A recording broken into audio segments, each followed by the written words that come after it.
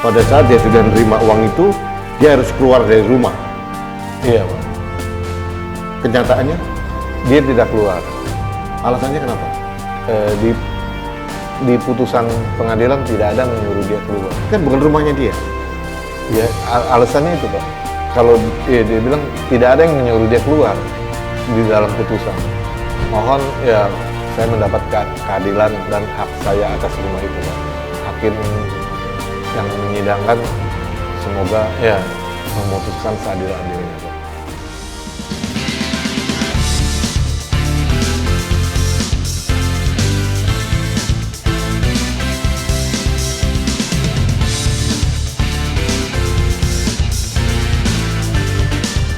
Halo sahabat Indonesia, kita bertemu kembali dalam kanal Anak Bangsa Podcast. Sahabat Indonesia, beberapa hari lalu kami berturut-turut mengekspos di ruang publik di podcast kanal Anak Bangsa terjadinya mafia tanah di Pontianak. Ada beberapa. Nah, ternyata seperti yang saya duga, ternyata mafia ini banyak juga, dan ini ada di Jakarta Utara tepatnya. Tapi ini bukan mafia tanah, kelihatannya kok lebih mengarah pada mafia peradilan. Nah, ini sebetulnya masalahnya sangat sederhana. Seorang yang mempunyai tanah yang tidak terlalu luas sebetulnya, tanah satu kapling hanya seluas 120 meter persegi, kemudian diperjualbelikan pada orang lain, sudah diberikan DP, tapi ternyata yang mau membeli ini Wan Prestasi tidak mau melunasi, tapi sudah menguasai fisik rumah itu sampai 14 tahun sampai sekarang. Malah yang terjadi saling lapor-melapor ke pengadilan dan ada aroma keanehan di sini, bahwa orang-orang yang tidak mempunyai hak terhadap pemilikan rumah atau tanah bisa seenak sendiri menguasai tanah orang lain, dan ada indikasi polisi dan hakim juga kurang tanggap terhadap kasus ini. Nah, ini terjadi di daerah Sunter, perumahan Sunter Bisma, Iya, di Jakarta Utara. Nah, korbannya ini sudah hadir di depan saya, namanya Pak Suseno Halim. Iya, Pak. Selamat datang, Pak. Selamat datang. Nah, Pak Suseno, kalau boleh jujur, ini masalah itu simpel sekali. Bapak punya rumah Iya, Pak. yang di Sunter Bisma itu. Iya, Bisma 14. Nomor berapa, Pak? Blok C13 nomor 5. Oke, Blok C13 nomor 5 di Jakarta Utara, Pak. Jakarta Utara, Sunter Bisma ya, Pak ya. Nah, tahun 2008 Bapak menjual rumah itu. Sudah direnovasi, sudah dibangun. Udah bagus, Pak. Oke, waktu itu dijual ke Arifin Lee, Lee, kawan kakak saya itu. kawan dari kakaknya Pak Suseno Halim.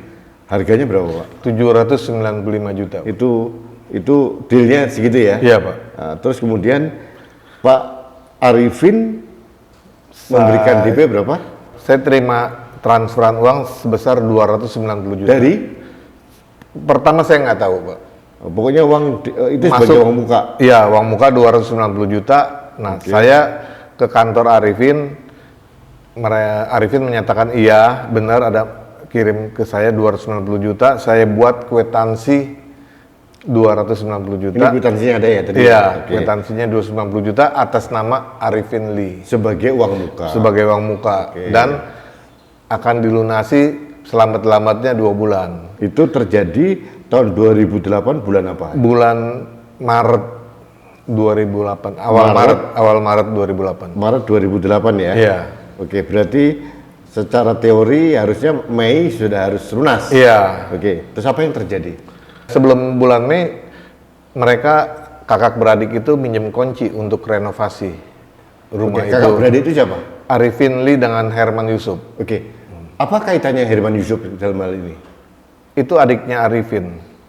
Mungkin Arifin membeli rumah itu untuk Herman Tadinya. Yusuf. Oke, jadi artinya yang menempati rumah itu akhirnya Herman Yusuf. ini, mohon maaf ini, uang muka baru 290 juta. Kenapa Bapak kasihkan kuncinya untuk renovasi? Karena kepercayaan, karena dia kawan abang saya, Pak. Oh, pertemanan. Iya. Oke. Jadi baru dibayar 290 juta. Iya, Pak. Bulan Maret atau April. Maret juga. Dia pinjam kunci untuk renovasi. Renovasi, bikin kanopi. Oh, bikin kanopi di depan Iya. untuk garasi. Iya. Oke, terus kemudian apa yang terjadi? Tidak dilunasin, saya pas jatuh tempo tidak dilunasin, saya tagih-tagih. Oke. Akhirnya Arifin mentransfer lagi 150 juta. Oke, nambah. Jadi totalnya 440 juta. dengan Itu bulan apa transfernya? bulan 9 Tahun 2008. Nah, rumah itu selama bulan Maret setelah direnovasi kanopi dan sebagainya ditempati siapa? Herman Yusuf, adiknya Arifin. Udah ditempati? Setelah selesai renovasi, tanpa seizin dan sepengetahuan Padahal saya. belum lunas. Belum lunas. Oke, itu ditempati oleh Herman Yusuf dan keluarga Iya, Pak. sampai sekarang. Sampai sekarang. Oke, itu terjadi 2008 bulan 9 September atau Oktober? September Arifin mengirim lagi 150 juta Oke. dengan alasan supaya saya balik nama dulu sertifikat itu. Oke, terus kemudian Setelah saya balik nama ke saya, tetap tidak mau dilunasin. dulu atas nama siapa itu? Triadi, Pak. Oh, Pak Suseno beli dari Triadi. Triadi, tapi saya punya kuasa jual dan pengikatan jual beli dan kuasa jual. Terus Bapak Saya tanya notaris, sebenarnya bisa, Pak, dengan surat kuasa jual itu saya menjual ke siapapun juga. tapi Bapak tetap balik nama Mereka tidak mau, Arifin tidak mau, suruh saya balik nama dulu. atas nama Pak Suseno. Iya, baru mereka mau lunasin. Itu janjinya begitu. Janjinya, Oke, ternyata tidak dilunasin juga. Oke. Akhirnya saya somasi, saya suruh mereka keluar mengembalikan rumah itu, dan uang muka yang saya terima saya akan kembalikan seluruhnya. Oh, jadi Pak Suseno karena melihat bahwa berbulan-bulan tidak ada penyelesaian, meskipun sertifikat sudah dibalik nama atas nama Pak Suseno, tapi dia nggak mau bayar juga. Nggak mau lunasin. Akhirnya juga. mensomasi dengan catatan dia harus keluar dari rumah itu. Uang akan saya kembalikan semuanya. Uang muka 440 Saya kembalikan dikembalikan. full. Oke, apa yang terjadi? Mereka tidak mau. Mereka minta ditambah 150 juta lagi untuk biaya renovasi bikin kanopi. Saya keberatan. Saya merasa diperas. Jujur aja, ya kan, masa ya, saya juga bukan saya yang menyuruh mereka renovasi, gitu Pak. Akhirnya tidak ada kesepakatan, tahu-tahu Padahal dia menempati bulan Maret, dari bulan April, Mei, Pak. bulan Mei sampai berapa bulan kan harusnya dihitung sewa juga bisa itu. Iya, saya tidak Oke. perhitungan ke situ, Pak. Nah, terus kemudian Tahun 2009, tahu-tahu saya digugat oleh Herman Yusuf. adiknya itu. Iya, yang nempatin itu Padahal Pak Suseno transaksinya dengan Arifin Lee. Iya. Oke. Saya Hasilnya akhirnya gugatannya ditolak. Gugatannya ditolak dengan pertimbangan hukum. Herman Yusuf tidak berkualitas sebagai penggugat. Oke. Tidak ada hubungan hukum. Oke, ya. masuk Hubungan akal. hukumnya saya dengan Arifin Lee. Oke. Terus? Oke. Nah, Itu putus tahun berapa, Pak? putus di 2009 sampai 2012 gitu. Sampai inkra. Dia banding terus Sampai ke MK. sampai inkra. MA, sorry. Iya, sampai MA. Itu selama itu rumah ditempati dia terus? Dia tempatin terus, Pak. Gratis? Gratis. Nah, setelah inkra dia gugat saya lagi, Herman Yusuf. Oke. Dan ditambah pihak Arifin Lee, abangnya. Untuk menguatkan gugatan dia. Oke. Nah, terus ditambah dia memasukkan bukti-bukti palsu. Gugatannya itu apa? Bapak harus Sama, mengembalikan uang muka plus 150 juta biaya renovasi. Oke. Terus itu tahun 2012. Iya, Pak. Oke, kemudian akhirnya Bapak kalah. Iya, hakim memenangkan karena dia salah satunya faktor dia memalsukan bukti struk ATM. Berarti perkiraannya yang 290 90 itu ditransfer dari Herman Yusuf. Ternyata terbukti, ternyata setelah ini ada itu ditransfer oleh Herman Yusuf.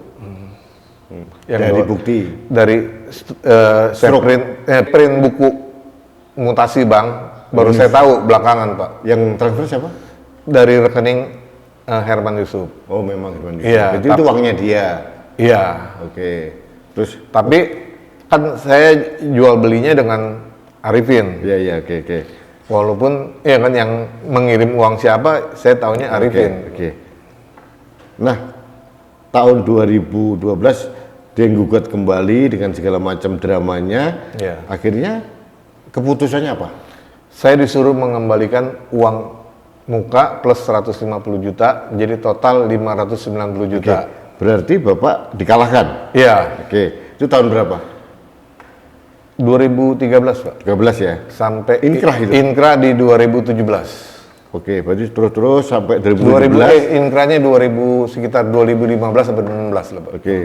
Oke, tahun ini saya catat ini tanggal 2 November 2017 Bapak melaksanakan isi putusan Iya, saya Bapak membayar 590 juta sesuai dengan tuntutan tuntutannya dia. Herman Yusuf dan isi putusan Bapak serahkan kemana Pak?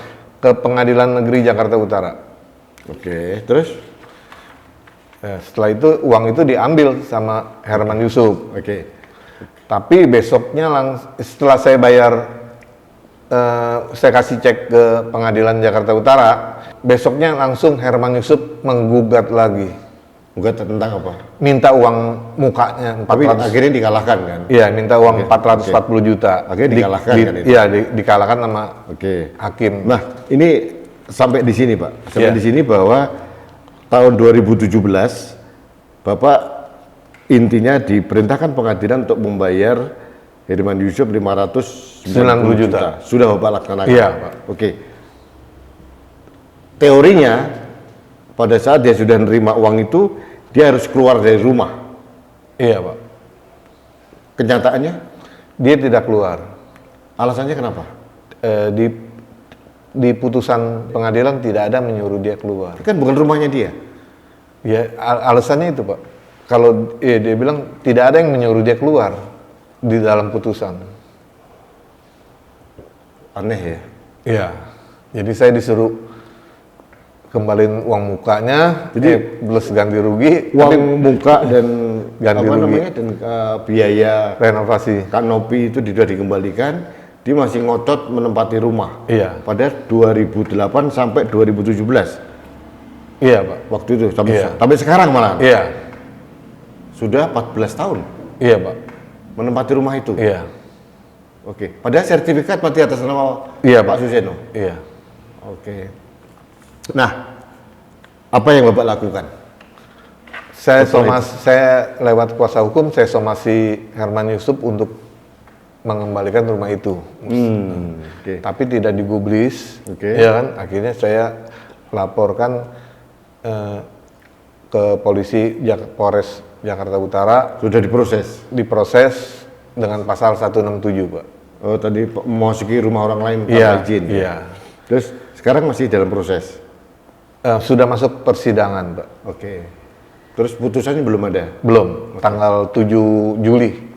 Saya kira ini simple ya Pak ya, sudah Iya. ya. Saya berharap bahwa hakim punya nurani ya, bahwa ini bukan punya yang bersangkutan gitu. Jadi Iya. ada unsur rekayasa dan kelicikan sebetulnya. Iya. Jadi mungkin dia sangat menguasai hukum, celah-celahnya mungkin dan segala borok-boroknya gitu ya. Sehingga dipermainkan terus ditarik ulur sehingga Iya. dia bisa menguasai rumah itu selama 14 tahun free. Iya, Pak. Dan ditambah dengan uangnya dia itu. Oke. Jadi harapan Bapak apa? Ya, saya mohon ya saya mendapat keadilan dan hak saya atas rumah itu, Pak. Hakim yang menyidangkan semoga ya memutuskan seadil-adilnya, Pak. Oke. Yang ya Pak Suseno, saya kira ini harapan Bapak cukup sederhana ya. Iya. Artinya memperoleh keadilan dan saya akan membantu menyuarakan melalui kanal Anak Bangsa Podcast ini. Iya. Ya. Terima Mudah-mudahan kasih, Pak. Bapak suara kita, diskusi kita ini dengan asumsi apa yang Bapak katakan benar, dengan bukti-bukti yang ada, mudah-mudahan hakim mendengarkan gitu. Itu yang paling penting. Iya, keluhan saya, Pak. Itu Iya, soal saya memperjuangkan hak saya, Pak. Ya. Nanti setelah insya Allah ini dimenangkan hakim, pasti kemungkinan dia akan kasasi dan sebagainya. Iya, Pak. Tapi sebetulnya yang paling penting orang ini harus keluar dari rumah segera gitu loh. Karena dia tidak mempunyai Hak lagi dan dia tidak mempunyai dokumen apapun untuk memiliki rumah itu kan. Tidak ada, Pak. Tidak ada ya? Tidak ada. Oke. Saya juga tidak ada ikatan apapun Dengan yang bersangkutan. dengan Herman Yusuf ini. Saya kira cukup Pak. Ini Iya. suara ini nanti saya sampaikan. Yang penting Bapak sudah memberikan informasi dengan asumsi apa yang dikatakan Bapak itu benar. Iya. Nanti kami akan suarakan gitu. Ya, Terima kasih banyak, Pak. Ya, ya. Baik sahabat Indonesia, ini pembicaraan saya dengan Pak Suseno Halim, korban mafia ini menurut saya ini. Ada orang yang menguasai rumahnya sudah hampir 14 tahun. 14 tahun gitu, gila ya. Semua haknya sudah diberikan. Ini menurut saya sih kelicikan yang bersangkutan untuk mempermainkan hukum. Dan menurut saya yang aneh ini adalah kenapa peradilan begitu mau, Pak polisi juga mau mengikuti langgam tari yang dimainkan oleh Pak ini Herman Yusuf ya. Saya tidak tahu, tapi saya harus menyuarakan ini dan kepada majelis hakim di Pengadilan Negeri Jakarta Utara. Saya percaya Bapak punya nurani. Saya percaya Bapak punya nurani. Semua keputusan hakim adalah itu atas nama Tuhan. Ya, tidak boleh Bapak bermain-main dengan Tuhan. Dan saya percaya itu. Mudah-mudahan tanggal 7 Juli nanti keputusannya Bapak memberikan pada yang berhak. Jadi jangan sampai yang berhak justru dikalahkan ini. Tapi apapun terjadi, kami dari Kanal Anak Bangsa akan mengawal terus ya, sampai putusan ini mempunyai kekuatan hukum tetap gitu. Dan yang paling penting Pak Suseno ini bisa mendapatkan hak kepemilikan dan menguasai haknya secara baik dan seperti yang kita harapkan. Itu ya, Pak. Betul, Pak. Saya kira itu saja yang ingin saya sampaikan. Mudah-mudahan menjadi perhatian, atensi dari Pak Jaksa Agung, Pak Kapolri maupun Ketua Mahkamah Agung. Karena peradilan sekarang di bawah Mahkamah Agung. Mudah-mudahan dimengerti dan saya mohon juga dari Komisi Yudisial yang seharusnya memberikan pengawasan kepada sistem peradilan kita harusnya bekerja. Mungkin yang seperti dialami Pak Suseno Halim ini di Indonesia banyak sekali. Ini berbahaya ini. Kalau kebetulan aja Pak Suseno tahu nomor telepon saya, jadi bisa menghubungi saya. Mungkin yang tidak terjangkau dengan Kanal Anak Bangsa atau mungkin tidak mempunyai akses ke beberapa pejabat instansi terkait, kasihan juga dipermainkan hukum. Baik sahabat Indonesia, itu saja yang ingin saya sampaikan. Kita menunggu hasilnya dan saya berharap hasilnya keputusan hakim sesuai dengan harapannya Pak Suseno dan saya percaya hakim Pengadilan Negeri Jakarta Utara masih punya nurani karena semua keputusannya atas nama Tuhan. Kalau mengingkari keputusan Tuhan nih Bapak kan nggak berkah juga gitu ya.